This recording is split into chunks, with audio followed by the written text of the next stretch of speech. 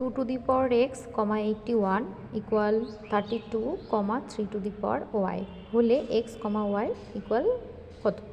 তো দেখো এরকম ক্রমিক জোড় যখন সমান হয় তখন প্রথম পদের সঙ্গে প্রথম পদ সমান করতে হয় এবং দ্বিতীয় পদের সঙ্গে দ্বিতীয় পদ বা পরের পদের সঙ্গে পরের পদ সমান করতে হয়। তাহলে এক্ষেত্রে আমরা লিখব 2 to the power x equal 32 এবং লিখব 81 equal 3 to the power y। এবার 32কে যদি আমরা উৎপাদক করতে থাকি, দেখো কয়টা 2 পাচ্ছি আমরা,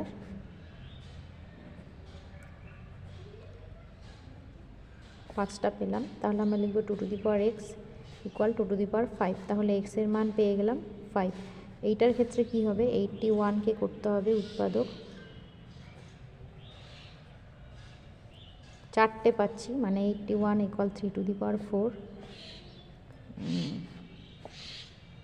তাহলে আমরা y এর মান পাচ্ছি 4। তাহলে y